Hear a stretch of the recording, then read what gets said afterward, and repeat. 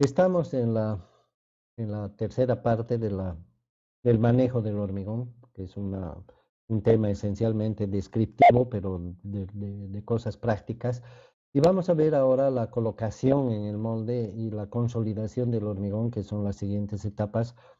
Es prácticamente lo que llamamos moldeo. Nos faltaría el moldeo externo, que es el acabado, pero también lo vamos a ver enseguida. Entonces, como ya en algún momento se ha comentado, el hormigón entra en el molde, los moldes pueden ser de distintos tamaños, formas, y dificultades de colocación, pueden tener armaduras, pueden tener ductos, pueden tener otros elementos, de modo que los vaciados pueden ser más difíciles o más fáciles. Y también el hormigón tiene características que ayudan o perjudican este trabajo. Por lo tanto, la diversidad de circunstancias es importante que el ingeniero la sepa evaluar de manera que tenga todos los medios como para ayudarle al hormigón a que entre en el hormigón, en el molde. Entonces, el objetivo de la colocación es lograr la mayor eficiencia posible en este proceso y luego se consolida. Consolidar quiere decir densificar el hormigón, ayudarle a que el hormigón ocupe todos los espacios de modo que adquiera su densidad natural, ¿no? Porque si hay espacios vacíos, su densidad va a ser menor. Por eso yo digo, debería ser densificación. Algunos usan la palabra compactación, yo no estoy muy de acuerdo porque el hormigón en realidad en estado fresco no tiene vacíos, ¿no? No se puede reducir de volumen. Los vacíos que quedan son por un mal moldeo, una mala colocación del hormigón en el molde. Entonces consolidamos el hormigón ayudándole a que ocupe todos los espacios, pero una vez que el hormigón ocupa todos los espacios no lo podemos comprimir y yo entiendo que compactar significa eso. Así que, bueno, salvando la terminología, vamos a llamarle a esto consolidar, que es ayudarle al hormigón a que ocupe todos los espacios. Y bueno, una forma de consolidar clásica y antigua ha sido el apisonado, que sigue manteniéndose vigente y que consiste en ayudarle al hormigón a que penetre con una varilla con la que se suncha el hormigón repetidas veces de manera vertical y al entrar la varilla arrastra algunas partículas y también deja espacios, al salir deja espacios que son llenados por el hormigón y de esta manera se le ayuda al hormigón a que entre mejor en el molde. Pero la forma más común, como sabemos, es el vibrado, que no es otra cosa que sacudirlo el hormigón, ¿no es cierto? Sacudirlo para que entre mejor. Es lo que hace cualquier persona, una cocinera, un ama de casa, cuando está queriendo meter un ventero en una tienda, cuando está metiendo algún producto en un recipiente, lo sacude, ¿no es cierto? Para que entre más o para que entre mejor. Entonces aquí tenemos algunas imágenes del vibrado. Hay distintos tipos de vibradores. El vibrador de aguja o de inmersión también que se llama, es el que vemos en la imagen, que es una manguera y en la punta de la cual está un vibrador, que es un elemento alargado, ¿no es cierto? Debe tener unos 40 centímetros de largo. Y existen vibradores de diferentes diámetros y de diferentes frecuencias. Estos son los dos factores importantes en el vibrado, la frecuencia, ¿no es cierto? Y segundo, el alcance del vibrado, porque no es que si yo pongo el vibrador acá donde estoy señalando, se va a vibrar todo el hormigón, ¿no? ¿No es cierto? Aquí se ve más claramente. A la distancia se observa el hormigón que ya ha sido vibrado y tiene otra apariencia que este otro que no ha sido vibrado todavía, ¿verdad? Entonces el vibrado tiene un cierto radio de acción y por eso cuando se hace este tipo de vibrado tiene que hacerse cada cierto espacio, ¿no es cierto? De modo que todo el hormigón quede vibrado de una manera pareja. Hay ciertas reglas. El vibrador de inmersión debe ser colocado verticalmente.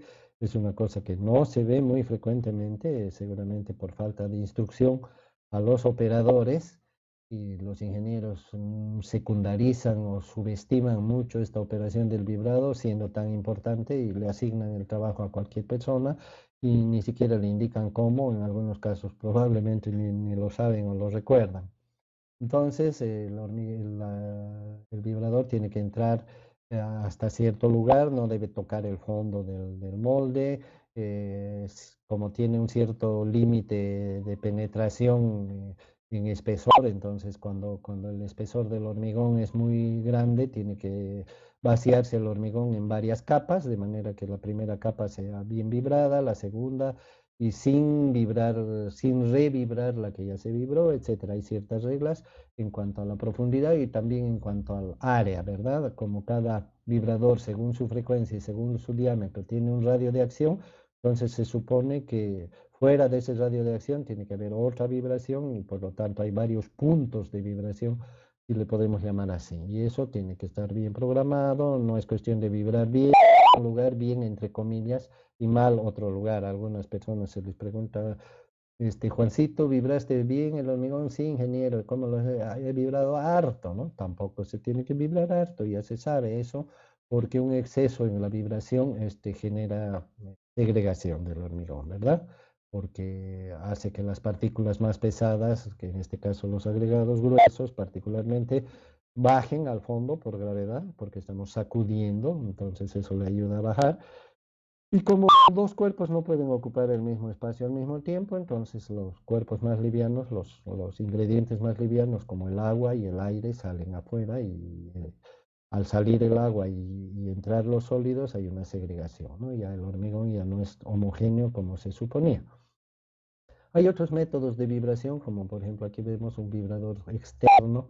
Es una maquinita pequeña, un motorcito pequeño que se puede adosar, se puede fijar temporalmente. Algunos tienen una especie de grampa y otros se pueden atornillar si es que fuera un molde que se va a utilizar muchas veces. Y al vibrar el motorcito, vibra el molde. Entonces todo material que pongamos acá, en este caso el hormigón, va a resultar vibrado sin que lo toquemos el material, ¿no es cierto? Al vibrar el molde va a vibrar el hormigón. En esta imagen seguramente está toda esta parte que se ve de fondo de la fotografía es un molde, ¿no? Entonces, al entrar el hormigón ahí y vibrar el molde, va a vibrar el hormigón. Esto se utiliza mucho en la prefabricación. Por ejemplo, cuando se fabrica un tubo de hormigón, un tubo tiene un espesor muy pequeño, no hay manera de que entre ahí un vibrador, entonces se vibra el molde. Acá tenemos otro ejemplo de sistema de vibración, es una mesa vibratoria donde los elementos premoldeados, aquí vemos tres pequeños moldes, deben ser baldosas o algo así, se colocan encima de la mesa y la mesa está conectada a un motorcito, entonces la mesa vibra y de esta manera le llega una vibración por vibración externa, ¿no es cierto? Y hay otros elementos para, para, la, para proporcionarle al hormigón la vibración, el acomodo del material dentro del molde y también se utiliza la vibración para el acabado. ¿Qué es el acabado, la terminación del hormigón? Es el moldeo donde no hay molde, porque como sabemos, todo molde, el molde de una columna, por ejemplo, tiene un hueco arriba por donde se mete el hormigón o tiene una cavidad en medio tramo o dos cavidades por donde se mete el hormigón para no romper la regla de dejarlo caer de gran altura. Una viga tiene un molde, sus dos caras laterales y su fondo, pero no tiene ningún molde en la parte superior. ¿Por qué? Porque el hormigón se introduce por ahí, pero esa parte también se la tiene que moldear, no se lo puede dejar como el hormigón caiga. Entonces se le tiene que hacer un trabajo de acabado que se llama o terminación.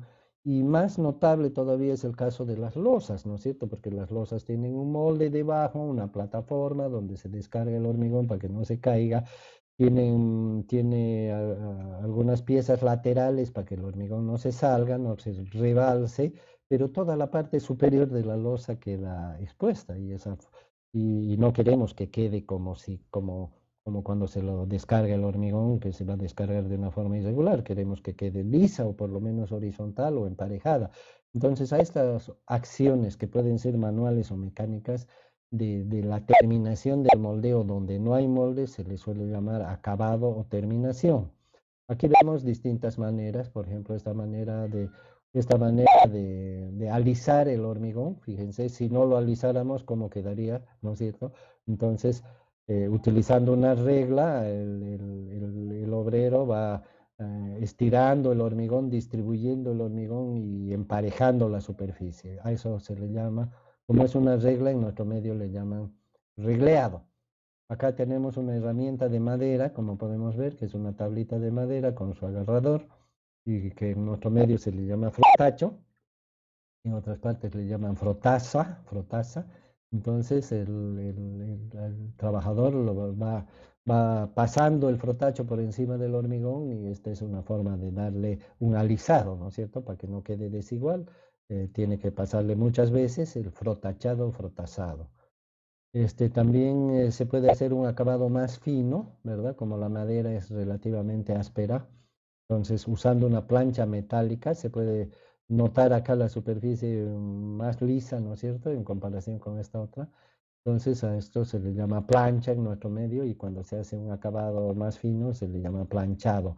Tiene mucho que ver la consistencia de la mezcla, la plasticidad y el tamaño de los granos, hemos dicho, ¿no? Si los granos son muy gruesos, no se va a poder lograr un acabado así. Para que los granos sean, para que el acabado sea así, los granos tienen que ser más finos y la herramienta también más lisa. Y acá se ve un enlucido que es, miren, un planchado muy fino y en nuestro medio no se suele llamar solo enlucido a este tipo de trabajos en pisos, por ejemplo, sino que se le llama enlucido de cemento. ¿Por qué? Porque justamente para hacer esta última capa del hormigonado se le aumenta cemento a la mezcla, aparte de cernir la arena que tiene que ser muy fina para este caso. En este caso ya ni siquiera es con arena, sino que es cemento puro porque el cemento es muy fino. Bueno, hay dudas sobre el tema de contracción, etcétera. Habrá dudas, pero el acabado, como podrá verse, es muy, muy, muy bonito, ¿no es cierto? Muy fino. Parece vidrio, parece plástico, etcétera. Son formas manuales de hacer el trabajo. También existen, algunas veces no se quiere un alisado completo, sino más bien se quiere texturar. Acá vemos un texturado, donde la plancha, fíjense, tiene unos lados quebrados, ¿no es cierto? Ranurados, que son los que van marcando a la mezcla fresca, le van dejando las marcas que se desean. Hay distintos tipos de moldes. También hay tipos rodillo, donde se hace girar el rodillo y el rodillo es una especie de sello que tiene relieves, entonces el rodillo al girar va marcando su estampado. Acá tenemos, y hay técnicas especiales, ¿no es cierto? Han debido ver imágenes, y ya las vimos también cuando hablábamos de la plasticidad, sobre estampado de pisos y otras superficies. Recién están llegando a nuestro país, a nuestra ciudad, pero tienen 40 años de existencia, ¿no? Estampados muy hermosos de pisos que imitan a la madera, imitan a los adoquines, o se puede hacer cualquier figura y con colores, etcétera. Acá tenemos un texturado mecánico, como se puede ver, es un pavimento y como sabemos en los pavimentos se hace un texturado de modo que la superficie no quede lisa para una mejor adherencia de las llantas de los vehículos y también para un mejor aspecto, ¿no es cierto?